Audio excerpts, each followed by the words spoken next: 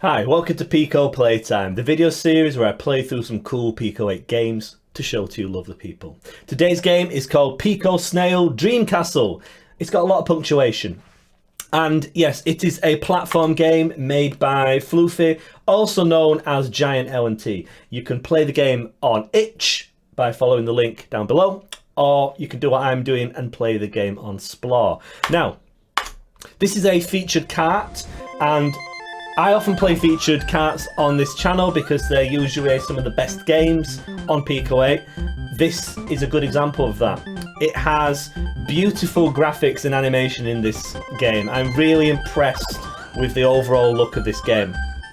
There's also some lovely platform kind of action, and it's got that kind of unique, quirky Pico 8 kind of goings on, hasn't it? I mean, I've not played a game like this before, so this is cool. Let's start a new game because there we go. Now I don't have to shout over the music. So a little bit about this game then. It's the inspiration for the game, the character design, the music. It's all drawn from the musician Snail's House, also known as Yujiko or Yujiko. I don't know how you pronounce it, I'm afraid. They've got a YouTube channel with, they're a musician based in Tokyo, and they have a YouTube channel with lots of their music videos with kind of chiptune, retro sounding. It sounds a lot like kind of video game music, but it's not strictly chiptune, I suppose. Anyway, they've got a whole YouTube channel full of that, and each song comes with a kind of animated, sort of anime style music video. And the characters in those music videos are kind of what this game uses. So our main character, you can see bobbing around on the balloon there, is Snail-Chan. There's also a character called Salt, I believe, one of the enemies that will fight. And there's also a giant cat, which appeals to my sensibilities a great deal.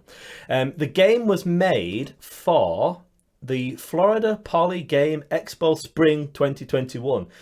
Wow, that's a mouthful. Basically, that is a showcase of, well, let's just read what it says. This is our semesterly showcase of student-created games at our school. That is the Florida Polytechnic University. So the students in the game design classes, games, there's some multiplayer games, there's some non-multiplayer games. It's kind of like, it's hosted on itch.io, kind of like a game jam, but it's not really a game jam. It's more kind of student work. But yeah, incredible levels of polish in this game, so that's good. It'd get a passing grade from me. Anyway, yeah, it was made for this expo, and it's really cool. That's why I wanted to highlight it. I've kind of run out of things to say in my intro, so let's get into the game then. I've reset my save, so you can kind of see the game from the beginning. There are 8 levels in the game. On each level, we have to get to the end to get to the pink balloon to go to the next level. There's also a storybook that we can find. They are usually kind of, not hidden exactly, but in hard to reach places. And yeah, each storybook we can kind of read at the end back on the level select screen. And yeah, it's not a particularly long game. It does get quite tricky in places. I wouldn't say the difficulty is too bad, or too hard, I should say. If you look on the itch page, there's a couple of devlogs where Floofy is going through the different changes that they've made to kind of reduce the difficulty of the game. Often, when you're making a game yourself, you're an expert at your own game, and it's very easy to make the game too hard. So it looks like many of the changes that have been made to the game recently is lowering the difficulty to make it more accessible, which I appreciate because I'm terrible at games. Anyway, let's get started then. So there is a kind of speedrun element to this game as well. Depending on which button you press when you start a level, you might have a timer. I'm not too bothered about that, so I'm just going to be doing it without. Did you see that then? That lovely screen transition. There is some lovely presentation in this game. Can we just take a moment as well just to take in these beautiful graphics?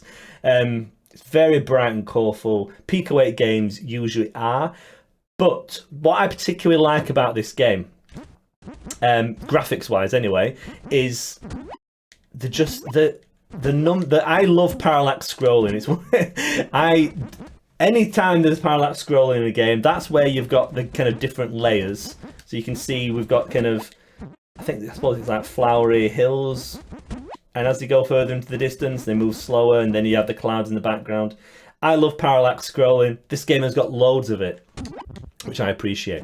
So, we're on the first level here. You can see we've got these helpful little snails telling us how to play the game. There are 2 levels of jump, a little hop and a bigger jump. If you've played a platform game, I'm sure you're familiar with that idea. But I can see why Floofy's put these little bits of these little tips into the game, because the entitlement of people playing a game that you've given them for free, and if they don't immediately get every single part of the game, yeah, the entitlement that they sense and the righteous indignation, very frustrating. Anyway, I can see why those are put in there. Some of the game mechanics, or some of the kind of the way the game behaviour as we get a bit further in, isn't clear right away, so some of the snails are kind of helpful, which is good. Here's our first storybook. Not exactly hard to get to this one, but we are on the first level. Now, these stars that I'm picking up, I've got 9 stars at the moment, I think, or is it 5 plus 8? Anyway, we have a certain number of stars.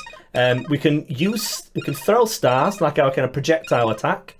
As you can see, when I'm throwing stars, that kind of counts down. We can also use stars to do a double jump, and the stars also do a kind of third role as our health as well. So when we get into levels that have enemies, if we hit an enemy, we'll lose stars. If we have no stars, then we start the level again. So straight away, I think that's a really nice way of putting kind of like a simple resource into a game.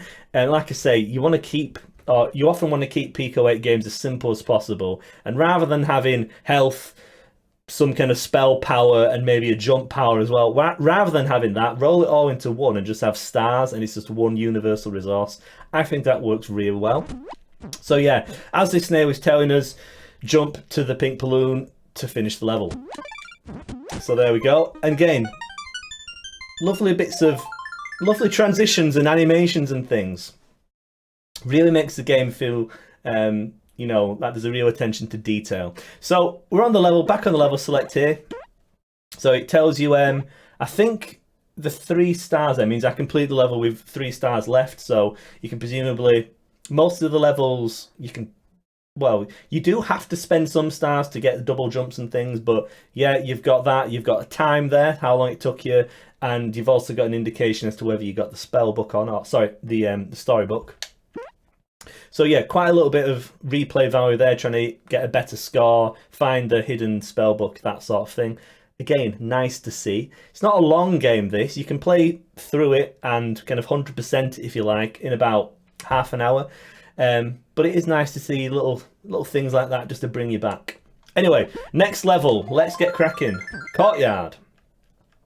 So this level looks quite similar to the first level. As we get further into the game... Hold on. Yeah, there you go. Don't get hit by the enemies.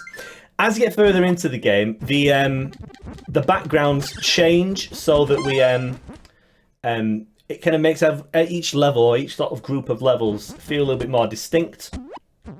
Yes, collect lots of stars. That's good advice, because otherwise you end up hitting those enemies and I'm start again. Now this took me a while to figure out. If you throw stars like that, you can see them reappear from where you got them from. So you can always collect them back again, which is nice. It would be really nice to see this game expanded to have some different levels. Floofy on the Pico 8 page is encouraging people to do that. So if you like the look of this game, it sounds like it's very easy. It's set up to make creating new levels quite easy and straightforward. That might be quite a lot of fun to do. But yeah, it's set up really nicely, isn't it? Shoot stars with your wand. So yes, let's there's an enemy. Here he is. Weird little black inky looking thing. So there's the end of the level. Is there anything else we need to collect? I don't think so. There we go. Very cool. So there isn't a massive amount of music in the game. There's just some music on the title screen. I think there's like another couple of tunes that pop up elsewhere. But all the sound effects and the little kind of short little musical bits when you complete levels and things, that all sounds really nice. It gives the game a very cute feel, which I appreciate. And I just love those transitions. So yeah, here you go. So on this level, instead of it being a kind of in a kind of garden kind of hill background, we've got a kind of town kind of background now. Press down to drop down. There we go, you see. I imagine that a lot of people playing the game to start with kind of got stuck on that. But yeah, you do have to spell things out sometimes for people, don't you? Anyway, this is the bit where I got a little bit stuck. So, you can see there is a switch up there, and the stars, the line of stars... Oh, there's that nasty salt enemy. Oh, she's a bit of a handful. I assume it's a she, I don't know. Right, let me get back to where I was, then I can carry on what I was saying.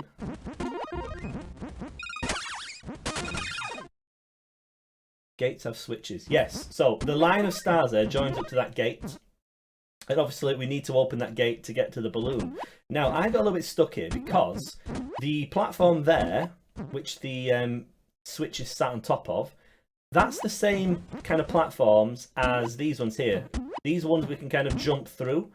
I didn't realise that. And also, I was trying to jump up through this gap here, or I don't know, I was getting stuck. All you need to do is just double jump up like that. I didn't realise that at first, so I was a little bit stuck there for a few minutes. But, like I say, there's a lot of help given to you in the game by the snails and things. It's really not that bad. I think Floofy's done a really good job of making this game playable. Right then, so we've opened the gate to the pink balloon, but there is still the matter of that. Ow! There's still the matter of that spell book. So I think we just need to backtrack. So there you go. A little bit of exploration there in the level. Nice to see. That block there as well. I think some people might not have realised you can shoot those blocks to sort of get through them. But yeah. You know, if you play a game, is it too much to ask to just try and figure some things out? You know, can you just make the assumption that the person who made the game, you know, made it completable? You know, could you just like maybe just do a little bit of work yourself rather than just leaving a nasty comment for someone to read? Just a suggestion. Anyway, enough snark from me. Let's carry on. So yeah, this game, if you think this looks like a pretty fun game, you know, give it a try. The link is over there on itch, down below I should say, it's down here. I'm always looking, yeah, it's over there. It's up there, and it never is. I'm always looking the wrong way. Yeah, you can play the game on itch. I'm playing it in Splore, which is the kind of built-in game explorer for Pico 8. If you haven't got Pico 8 by now, why not? It's like less than £10 or $10 or whatever. It's cheap and it's great. You need to get it.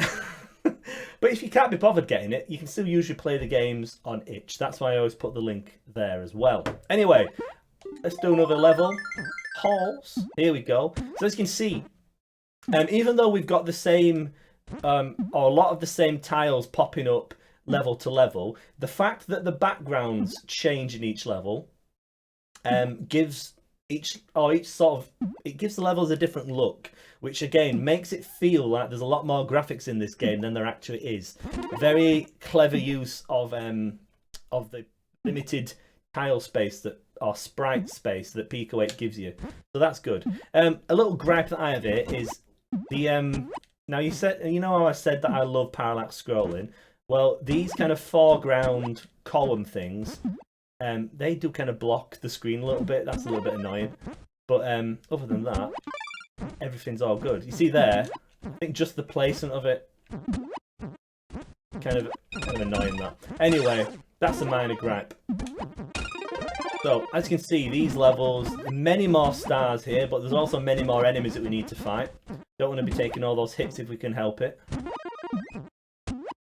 And yes, as the snail says, we need to watch out for Salt on this level, who I believe is the rather sinister flying enemy, possibly.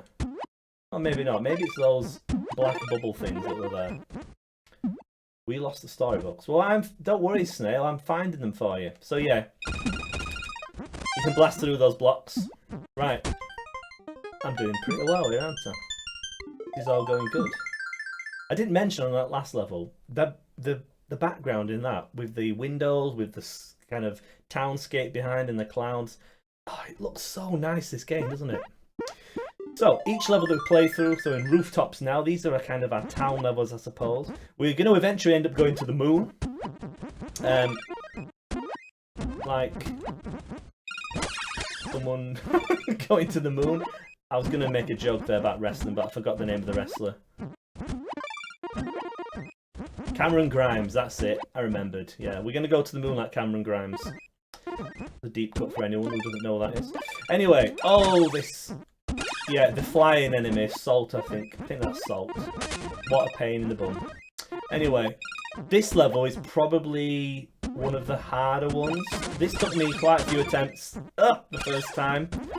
The flying enemy respawns frequently, I might add, from that kind of black hole portal thing floating above my head.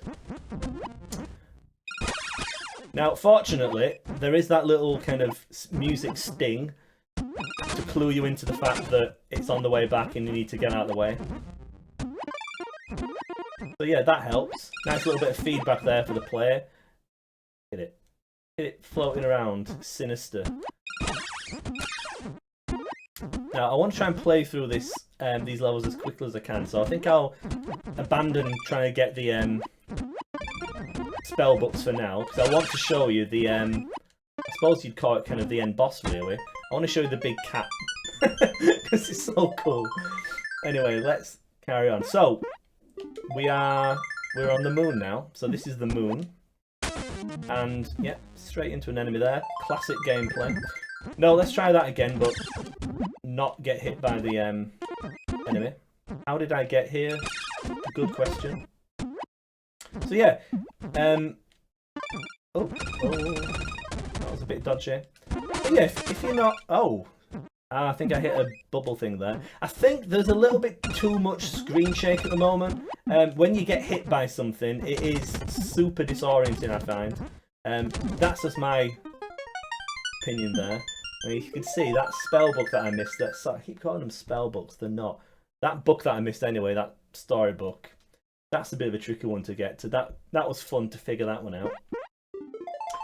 Nightmare. Here we go. So this has my favourite enemy in the game. The giant cat. Yeah, you need to each time you hit the cat with your stars, it kind of pushes it back.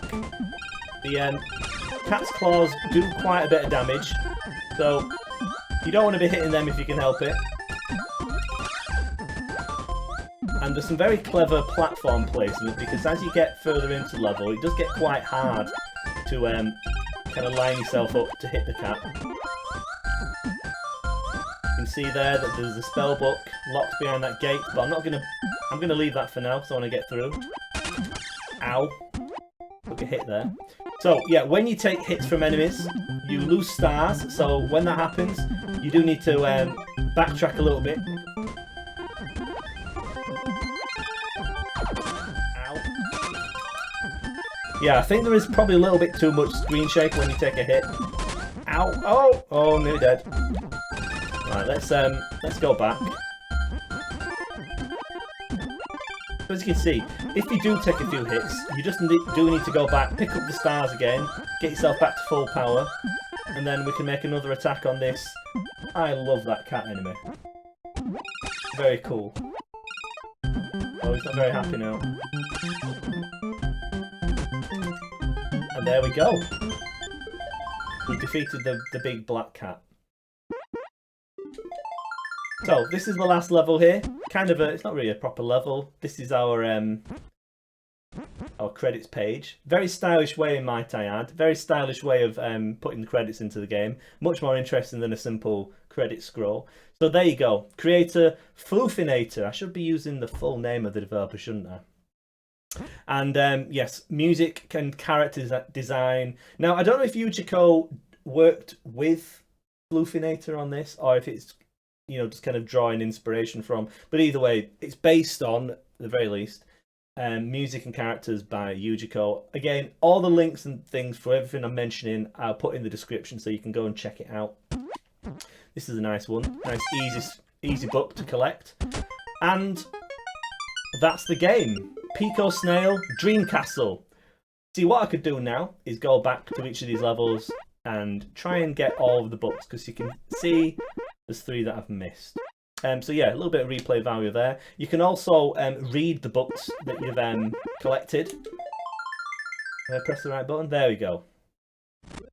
So, you know, nice little bit of detail there. And I just love the transitions. And those clouds as well. How cool are those clouds? Anyway, that's the game. I've kind of played through it. Like I say, it's not a very long game. But a lot of Pico 8 games aren't all that long. They've, you know, you can play them, what do you call them, kind of like coffee break games, wouldn't you? But I quite like the fact that there's some short Pico 8 games, because you can cram a lot of gameplay and a lot of very cool ideas into a nice small little package. Anyway, thank you for watching this video. It's only I say it was only a short video. It's just the same length as normal, isn't it? I guess time flies when you're having fun, right? Or time also flies when you're riding on a pink balloon. Anyway, thank you for watching this video. I'll put all the links down below so you can check out the developer, Yujiko, put a link to his page, play the game on itch or Splore, and yeah, you might also want to check out some of the other submissions to the expo thing that this game was kind of made for. So yeah, check all those out. Thank you for watching, and I'll see you again very soon.